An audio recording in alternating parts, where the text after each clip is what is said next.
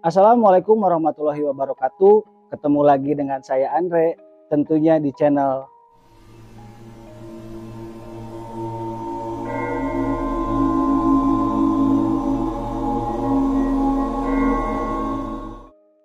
Saya ucapkan terima kasih buat teman-teman subscribernya Jelang Malam. Luar biasa sekali atensinya ya sampai saat ini. Dan yang belum subscribe, apabila Jelang Malam muncul di beranda YouTube-nya kalian, tekan tombol subscribe-nya dan jangan lupa tekan juga loncengnya supaya teman-teman bisa terus update cerita-cerita misteri dan horornya di Jelang Malam.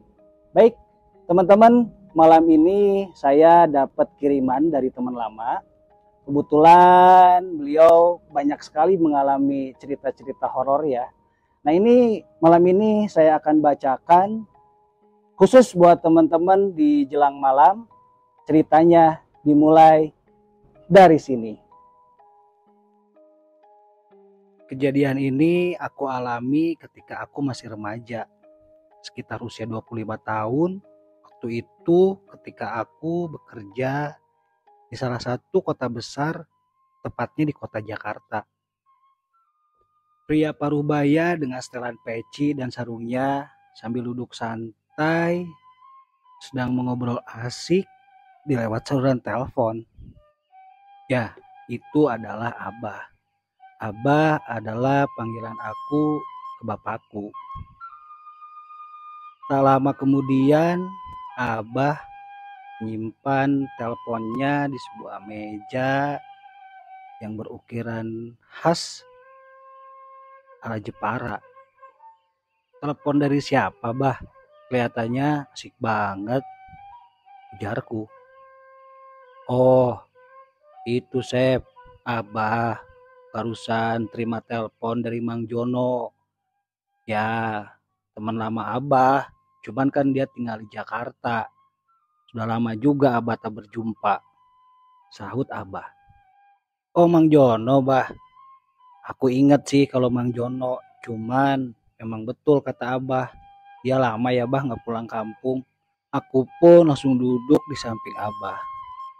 Kalau nggak salah Bah, sewaktu Asep SMP, Mang Jono udah pergi ke Jakarta untuk merantau, ujarku ke Abah.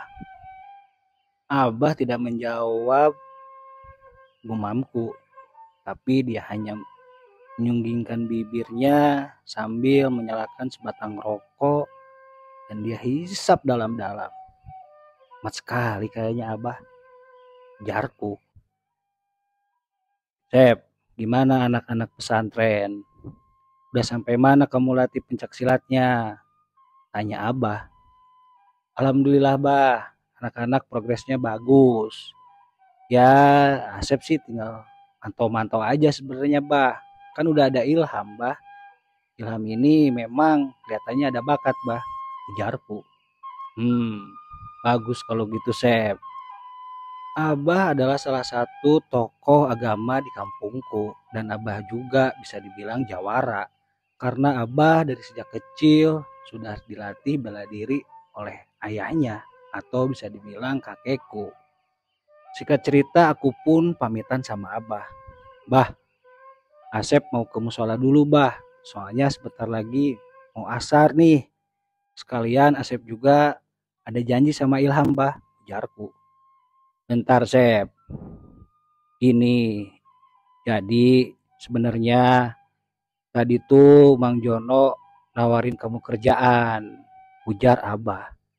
Sontak aku pun kaget. Wah, alhamdulillah dong Bah, di Jakarta Bah, ujarku. Tar dulu, Abah belum selesai, sahut Abah. Aku pun sontak terdiam karena kalau Abah marah gak ada yang berani. Kalau kamu mau, ya udah nggak apa-apa. Lagian di sini anak-anak pesantren sama anak-anak pencak silat, biar Abah nanti bilang sama Ilham, biar Ilham yang nerusin. Mana Sep? Ujar Abah.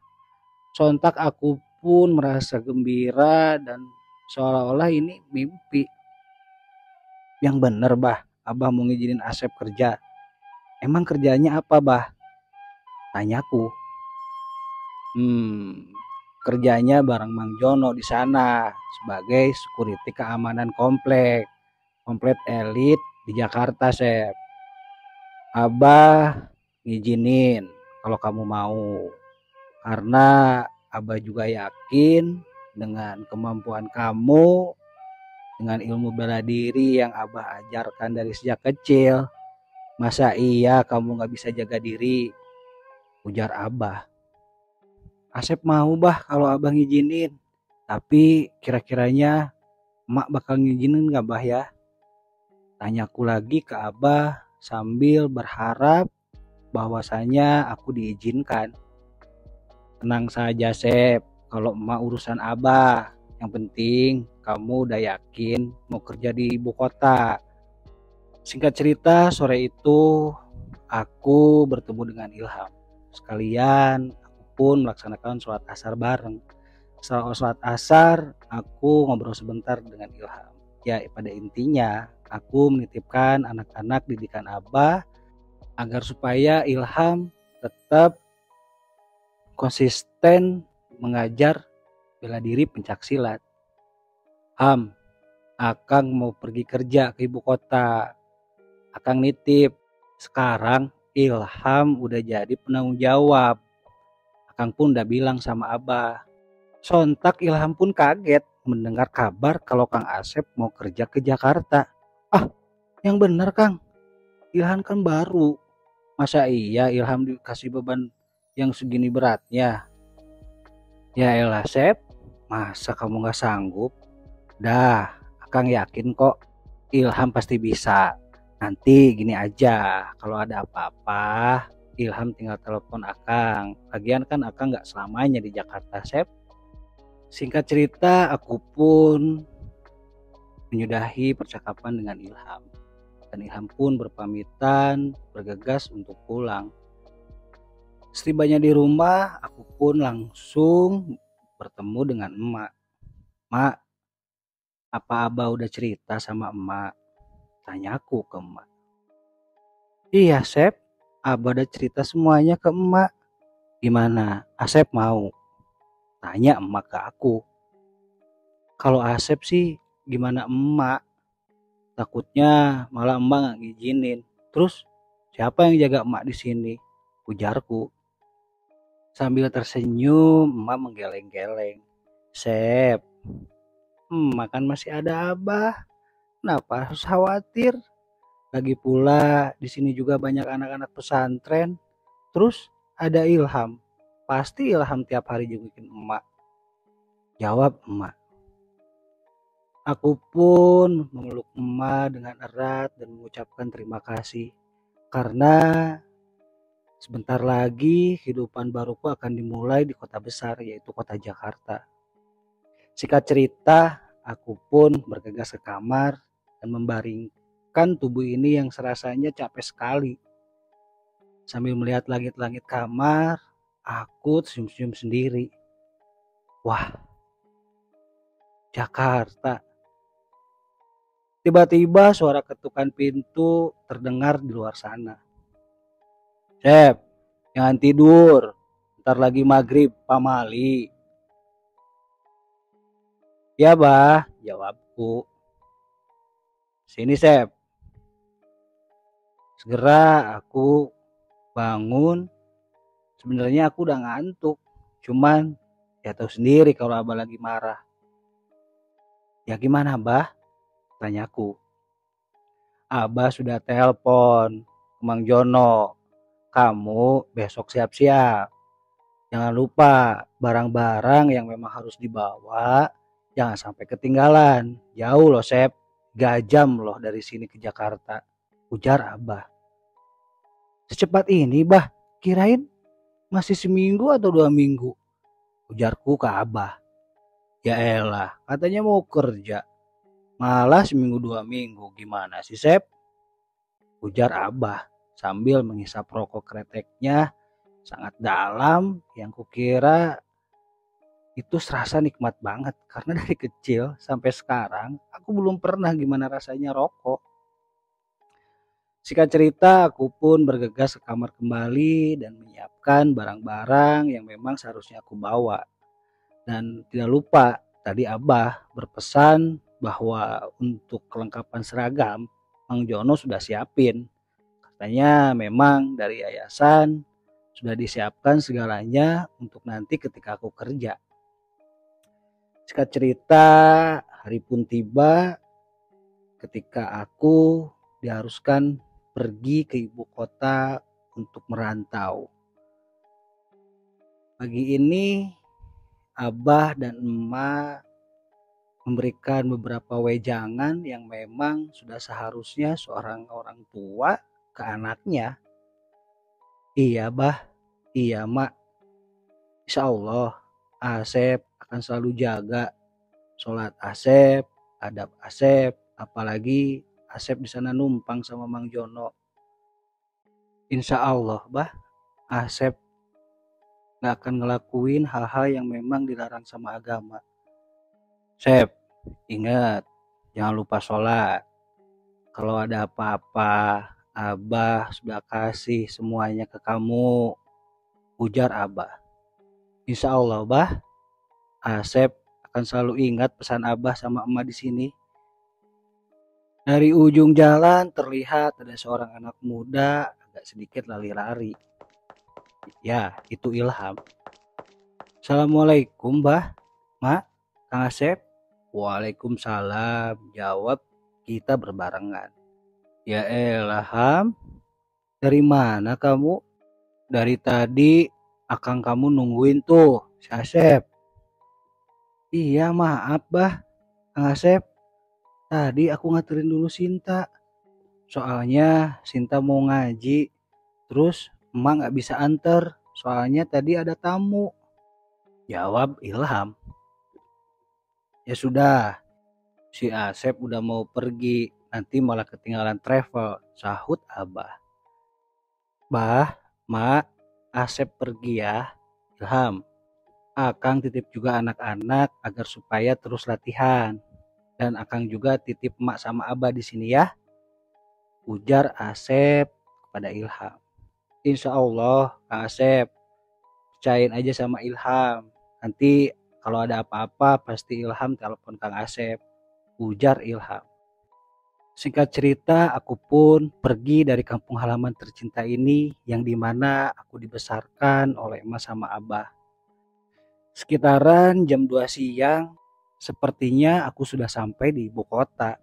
Gedung-gedung berjulang tinggi serta mal yang sangat besar, bahkan mobil-mobil mewah yang sekali Asep lirik dengan kekagumannya. Mungkin di kampung jarang-jarang, bahkan belum ada gedung-gedung tinggi seperti ini, ujar Asep dalam hati. Luar biasa ya kota Jakarta.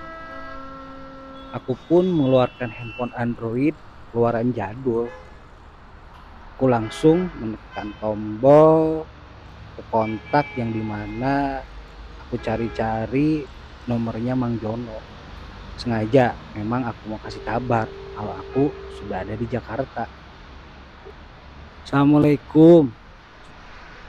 Waalaikumsalam. Sep? Iya Mang, ini aku udah di Jakarta nih. Oh, cepet ya. Alhamdulillah Mang, sahutku. Memang tadi gak terlalu macet Mang, jalan lancar. Baik, gini aja Sep, nanti kamu setelah sampai di full tunggu aja. Mungkin Mamang sekitar 10-20 menit lah sampai. Aku pun mengakhiri percakapan dengan Mang Jono lewat telepon. Singkat cerita, aku sampai di full travel tujuan dari desaku atau kampungku menuju ibu kota. Aku melihat dari kejauhan sosok tinggi besar dengan kumis yang tebal seperti ulat bulu. Hehe, ujarku dalam hati. Ya, itu Mamang Jono. Walaupun usianya udah agak sedikit tua ya, bukan tua, ya bisa dibilang mana ya? Bilang muda ya udah tua juga. Tapi perawakan Mang Jono luar biasa sekali, selayaknya atlet petinju UFC. Assalamualaikum, Sep. Waalaikumsalam, Mang. Maaf, repotkan. Tak apa-apa, Sep. Ujar Mang Jono. Ayo, kebetulan dari sini nggak lama, Sep. Dan tadi juga Mamang kesini nggak terlalu macet. Ya, ginilah, Sep, yang namanya di ibu kota. Sebenarnya mau jam berapa tetap macet, ujar Mang Jono. Oh, begitu ya, Mang, sahutku. Ya, ayo. Akhirnya aku dengan Bang Jono bergegas ke salah satu kontrakan yang memang kontrakan itu tidak jauh dengan nanti komplekku di mana aku bekerja sebagai security keamanan. Singkat cerita, aku sampai di rumah kontrakan Bang Jono. Ternyata Bang Jono tinggal sendirian. Mang, Mamang ternyata sendiri. Bibi gak ikut, Mang? Tanyaku. Iya, Sep. Sebetulnya Mamang dari dulu juga sering ajak. Cuman istri Mama gak mau. Katanya Jakarta panas. Ujar Mang Jono. Oh, gitu ya, Mang. Asep kira Bibi ikut sini juga sama anak-anak. Enggak lah, Sep. Cuman kalau Mamang pulang jarang keluar karena memang Mamang kerja sendiri. Ujar Mang Jono. Loh, kok kerja sendiri, Mang? Padahal ini komplek gede banget loh. Tanyaku. Iya, Sep. Sebetulnya Mamang itu bertiga, Sep. Ada 3 shift. Cuman yang satu udah nikah, balik kampung. Yang satu lagi sering sakit-sakitan. Makanya sebenarnya Mamang juga ini masih butuh 1 orang. Ujar Mang Jono. Oh, begitu, Mang. Ya sudah, sekarang kamu istirahat dulu. Nanti sore kamu udah mulai kerja. Nah, seragam udah Mamang siapin tuh di lemari. Kebetulan ada 2 kamar, Sep.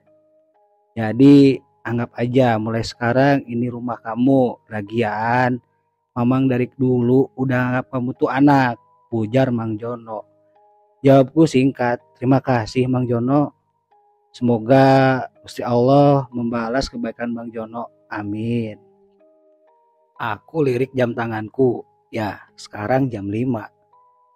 Aku pun bergegas berjalan ke tempat di mana nanti aku bekerja, yaitu di komplek elit salah satu di kota Jakarta. Aku tidak akan sebutkan ya, demi menjaga privasi. Nah, lokasinya dari kontrakan Bang Jono ke komplek ini tidak begitu jauh, kurang lebih sekitar 500 meter lah ada. Pada akhirnya tampaklah sebuah pos yang begitu bagus. Kalau di kampungku bisa jadi ini rumah, bukan pos security. Terkekeh aku ketawa sendiri. Assalamualaikum, Bang Jono. Waalaikumsalam, Sep. Gimana tadi istirahatnya? Ujar Mang Jono. Alhamdulillah, Mang. Udah segeran, Mang. Oh iya, ini kira-kira ada berapa rumah, Mang? Kayaknya ini komplek gede banget. Tanyaku ke Mang Jono.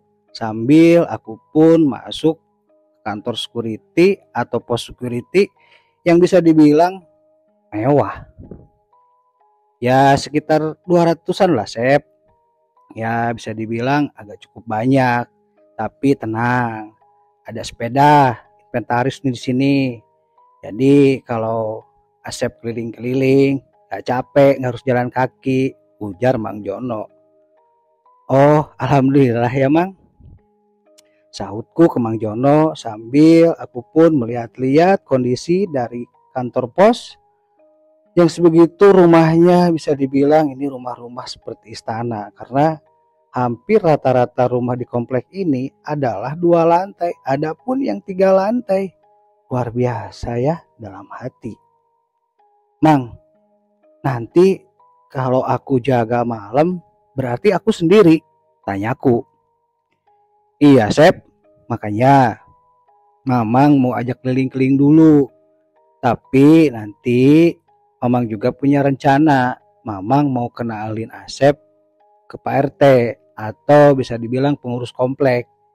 Ya, kalau ada beberapa yang lewat Mamang juga sambil kenalin Asep ke warga, ujar Mang Jono ke Asep. Pria Parubaya ini sesekali melihat monitor CCTV yang ada di pos security. Astagfirullahaladzim, tiba-tiba Mang Jono kaget. Kenapa, Sep? Tiba-tiba kok istighfar? Saya lupa ngabarin Abah sama emak, Mang. Lah, kamu ini. Ya udah, telepon sekarang. Kebetulan Mang Jono juga pengen ngobrol sama Abah sebentar. Singkat cerita, Asep pun mengambil handphone yang ada di saku celananya dan langsung menelpon Abah. Assalamualaikum, Bah. Waalaikumsalam. Gimana, Asep? Tanya Abah. Maaf, Bah, Asep nggak ngabarin. Sebenarnya Asep dari tadi udah sampai, Bah. Ini Asep juga udah mulai kerja, Bah, bareng Mang Jono. Ujarku di telepon.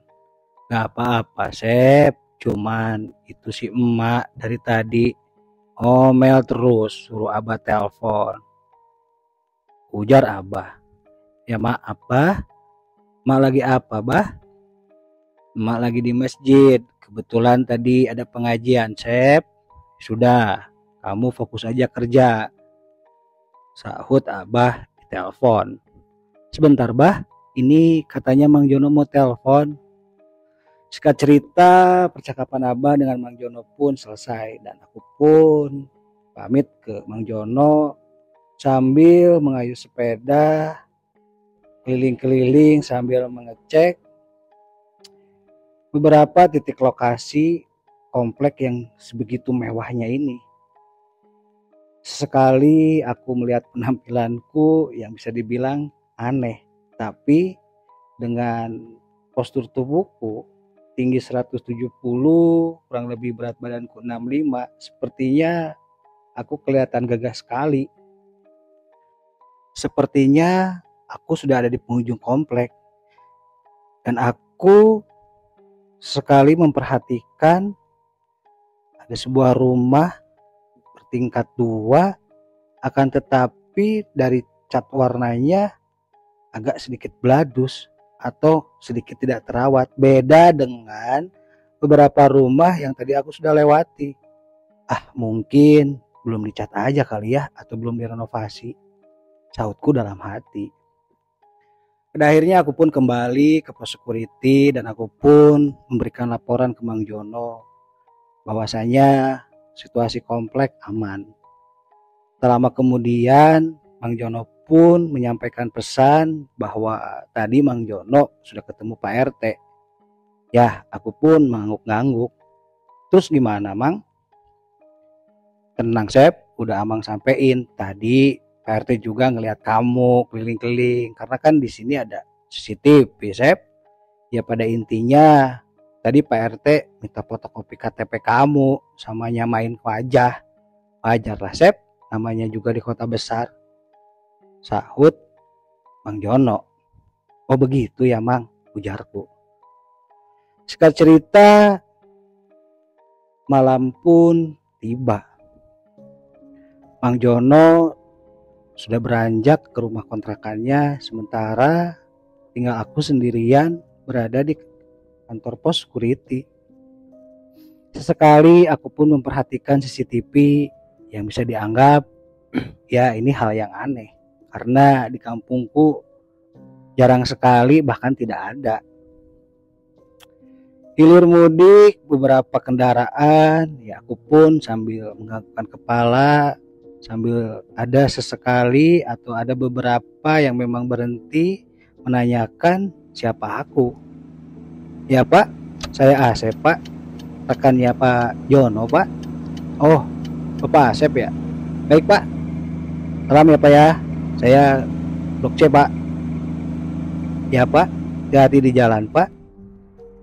Ada beberapa warga yang memang berhenti menanyakan identitasku.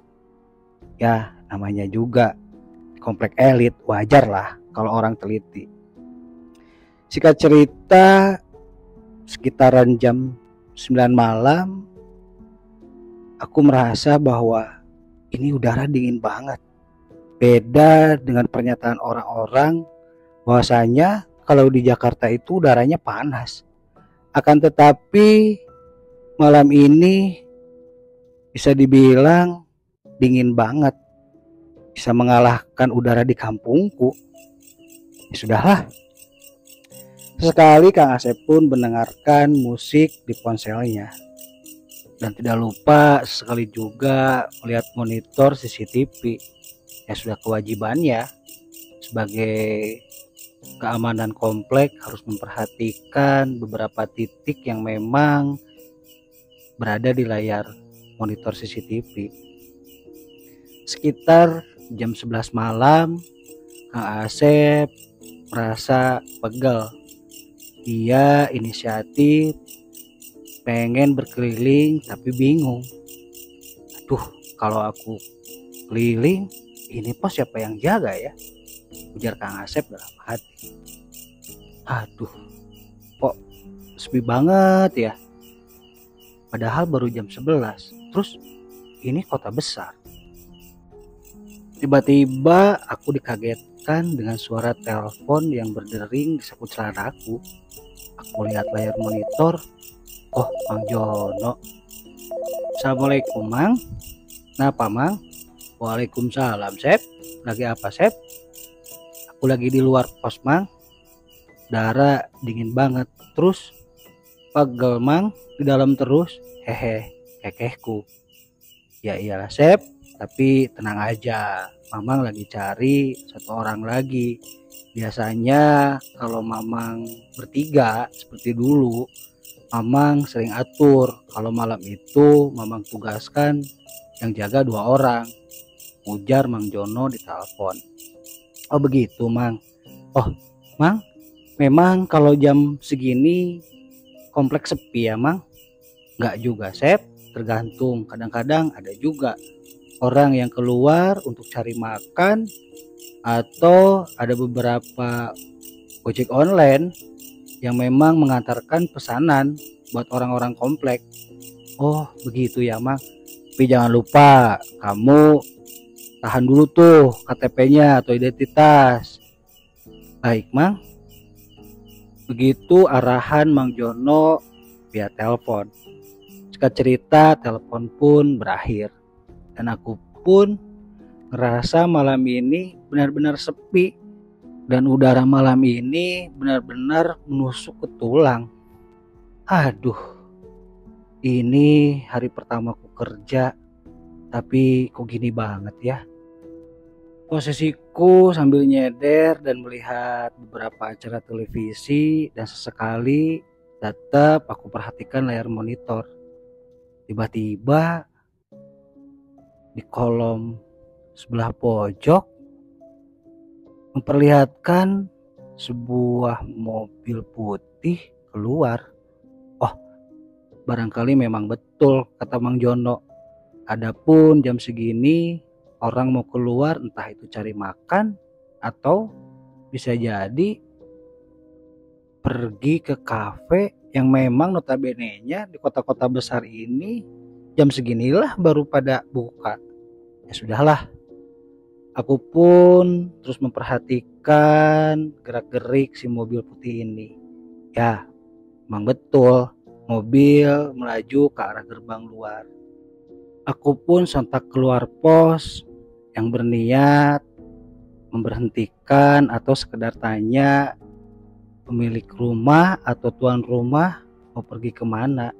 Sebenarnya sih bukan urusanku, tapi daripada salah, ya mendingan aku tanya aja deh daripada malah jadi masalah. Akhirnya mobil putih itu perlahan karena ada aku sudah berdiri di gerbang pintu luar.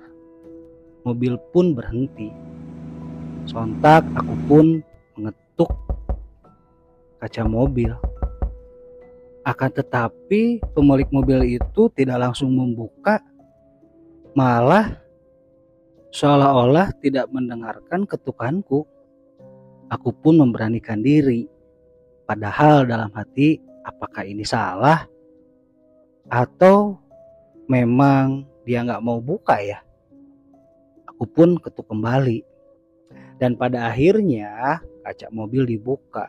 Sontak aku membelalakan mata ketika melihat seorang perempuan yang bisa dibilang masih muda, sekitaran usia 40-an lah. "Maaf Bu, malam, mau kemana ya Bu?"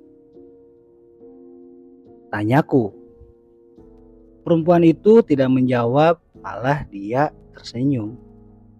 Aku pun bingung dalam hati. Tiba-tiba aku dikagetkan. "Iya Pak, kenapa?" "Iya Bu, saya Asep Bu." "Oh, jaga baru ya?"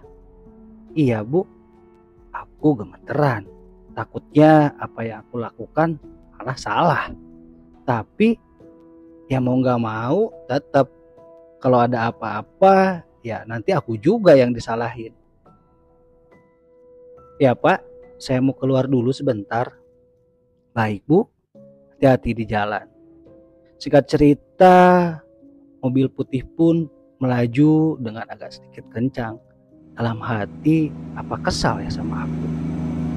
Tapi yang aku tadi herankan, bahwa si perempuan itu dia pergi sendiri, terus berpakaian apalah ya, aku juga bingung gitu kan, dengan bergaun merah, dengan agak kelihatan maaf buah dadanya, terus agak pendek, mungkin apa ya, dress ya. Ya sudahlah, namanya juga perempuan ibu kota. Aku pun masuk lagi ke pos dan aku tadi mengingat-ingat plat nomor, bahkan aku juga mulai sekali belajar tadi mempause ya, atau memberhentikan CCTV, memutar kembali ke belakang untuk menyamakan yang aku ingat bahwa nomor plat nomornya B sekian sekian sekian. Pada akhirnya aku pun sambil melihat televisi juga sesekali melihat suasana di depan komplek. Malam itu terasa benar-benar hening dan aku sontak kaget ketika aku lihat handphone. Ternyata ini hari Kamis malam, berarti malam Jumat. Pantes, ternyata sama ya, di kota sama di kampung kalau malam Jumat sepi. Singkat cerita, aku pun terheran-heran, kenapa di benakku selalu teringat perempuan tadi yang memakai mobil putih. Ya Allah, kenapa ini ya? Sudahlah, mungkin aku baru lihat perempuan secantik itu dengan berpakaian seperti itu keluar malam-malam. Pada akhirnya aku pun lihat-lihat handphone dan sesekali memperhatikan layar monitor CCTV. Tiba-tiba aku dikagetkan ada sebuah kendaraan bermotor berboncengan 3. Loh, kok mengarah ke sini ya? Apa mungkin warga komplek? Tapi masa iya? Sontak aku pun keluar dan memberhentikan. "Maaf Pak, selamat malam." Ternyata mereka adalah 3 orang pemuda yang bisa dibilang preman kalau lihat dari pakaiannya. Berjaketkan kulit hitam, 2 temannya lagi berjaketkan jeans biru agak sedikit beladus. "Malam, kamu penjaga baru ya di komplek ini?" ujar si 3 pemuda yang berboncengan pakai motor. "Iya Pak, saya Asep Pak." "Ada apa ya Pak?" Ada apa. Store dulu. Biasanya tiap minggu itu kita terima setoran dari sini." "Oh begitu ya Pak," sahutku. Aku pun mengkerutkan dahi ketika 3 pemuda itu turun dari motor dan langsung menghampiriku. Sontak aku pun menutup hidung karena Mulut mereka bau alkohol yang sangat menyengat. Kenapa? Tanyanya. Maaf Pak, Bapak kayaknya mabuk ya? Tanya Asep. Asep pun berbicara sedikit tegas kepada mereka. Emang kenapa kalau mabuk? Emang bukan urusanmu. Satu pemuda yang berjaket hitam sambil mendorong Asep. Sebentar Pak, sahutku. Kenapa kamu ngojak ribut? Ujar 3 preman itu. Aku pun langsung menghampirinya dan tanpa banyak ngomong, aku keluarkan beberapa jurus yang memang dari sejak kecil sudah jadi santapanku. Tak lama 3 preman itu tak berdaya, bahkan tidak bisa berdiri lagi. Aduh, salah nggak ya? Sahutku dalam hati. Mau jadi jagoan di sini? Sahutku. Ampun Pak, ampun maaf Pak. Mereka terbata-bata ketika Asep pegang salah satu kerah jaketnya. Mulai dari sekarang, kalau memang pekerja di sini atau security di sini suka store, mulai hari ini tidak ada lagi yang namanya store. Paham gak kalian? Aku pun agak sedikit mengeraskan suara ketiga pemuda itu. Baik Pak, maaf Pak. Akhirnya 3 pemuda itu pergi dengan menggas kencang-kencang motornya, dan aku pun hanya tertawa-tawa. Dasar pemuda kota payah. Aku pun kembali ke pos. Sambil melirik jam, gak kerasa ternyata sudah jam 1 malam. Sepi banget ya. Tapi ya sudahlah. Rasa kantukku mulai terasa karena mungkin perjalanan tadi pagi yang sangat melelahkan menuju ibu kota, ya tepatnya kota Jakarta. Tapi tidak bisa aku melalaikan tugas pertamaku. Aku kuatkan supaya tidak tidur. Singkat cerita, tidak lama aku pun kaget. Tiba-tiba ada sorot cahaya mobil mendekati gerbang komplek. Ya, itu mobil putih si ibu yang tadi. Dalam hati aku pun segera keluar dan bersikap singkap sempurna ketika menyambut tuan rumah di komplek ini. Yang herannya, tiba-tiba si mobil nggak begitu melewat, malah berhenti dan membukakan kaca. Pak Sep, bisa minta tolong? Ya Bu, aku seolah-olah tidak mendengar. Bisa minta tolong Pak? Akhirnya aku bergegas mendekati mobil putih itu. Ya Bu, ada apa Bu? Barangkali saya bisa bantu. Nanti Bapak bisa ke rumah saya nggak? Soalnya keran kamar mandi saya nggak nyala Pak. Gimana Pak? Aku sontak terkaget dalam hati. Masa iya aku harus benerin pagi-pagi gini? Notabene-nya ini jam 1 malam. Tapi gimana ya Bu? Ini pos nggak ada yang jaga. Saya takut Bu. Gak apa-apa Pak, sudah biasa kok. Kalau jam segini jarang ada orang keluar masuk, bahkan tidak ada. Kalau begitu nanti saya nyusul ya Bu ya. Ya Pak, rumahku yang di pojok Pak ya. Pada akhirnya ibu muda itu menancapkan gas belok ke arah kiri, dan aku perhatikan memang masuk ke rumah pojok yang tadi. Siang atau sore aku perhatiin yang catnya agak sedikit beladus. Pada akhirnya pun aku pergi dengan bersepeda. Masih ada perasaan was-was, takutnya salah atau bahkan menjadi fitnah. Tapi serba salah. Gimana ya kalau aku nggak bantu, nanti aku yang disalahin. Terus emang si ibu ini di rumah nggak ada orang itu, atau suaminya pergi? Entahlah. Akhirnya aku pun sampai. Muntah itu sengaja atau tidak bahwa gerbangnya tidak dikunci. Aku pun masuk. Assalamualaikum. Assalamualaikum. Tidak ada jawaban. Agak sedikit lama memang.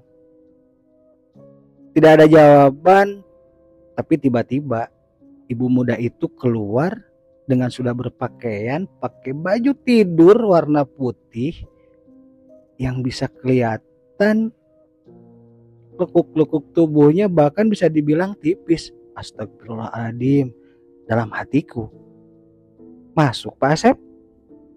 Iya Bu, sebelah mana ya Bu ya?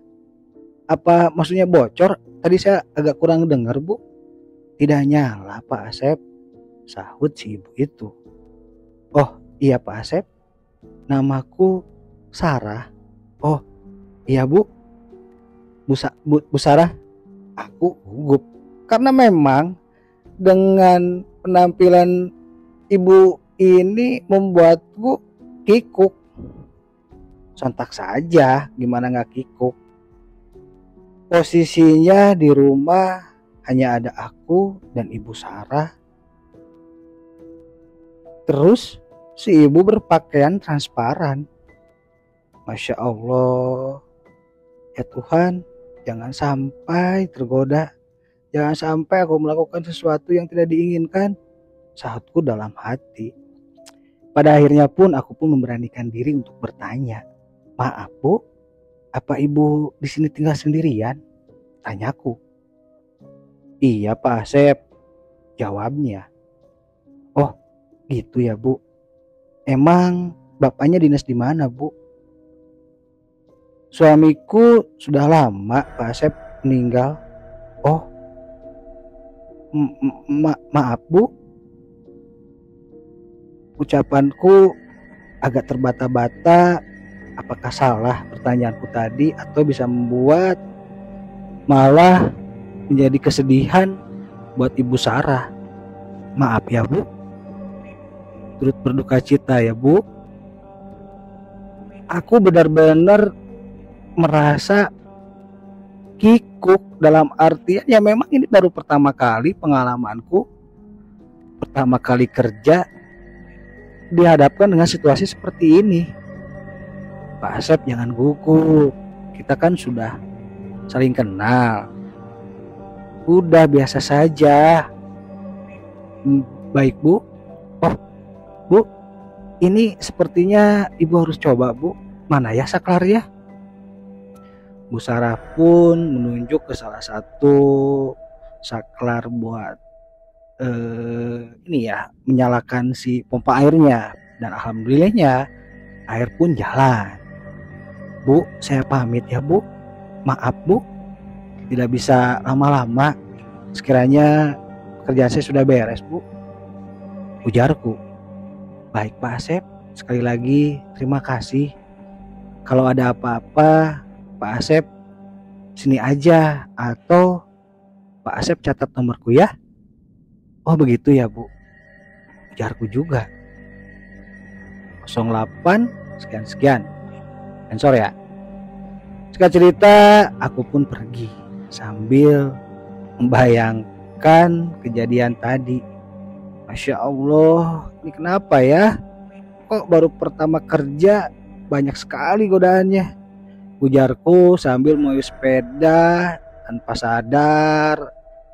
Sepeda pun aku kayuh secepat mungkin karena takut di gerbang depan sana tidak ada yang jaga.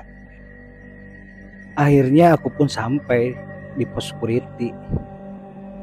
Ketika sedang menyenderkan sepeda, tiba-tiba aku melihat ada seseorang di depan gerbang pintu masuk komplek. Bayangannya tidak jelas. Yang jelas agak kelihatan tinggi besar. Bisa dibilang juga mungkin itu Mang Jono. Iya sih. Akan tetapi tiba-tiba aku merasa kok agak merinding ya. Pada akhirnya aku pun memperhatikan terus di pos security sambil aku memperhatikan juga di CCTV yang jelas ya di monitor.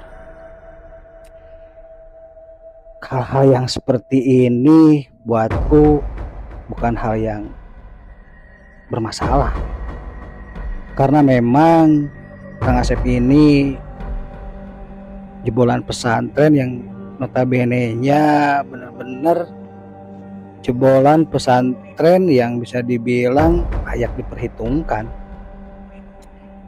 Ketika lihat di CCTV, ternyata samar-samar pudar, bahkan tidak ada. Tapi ketika Kang Asep lihat di jendela pos, itu masih ada. Wah, sautku dalam hati, ini bukan manusia. Bukannya aku lari, tapi aku samperin.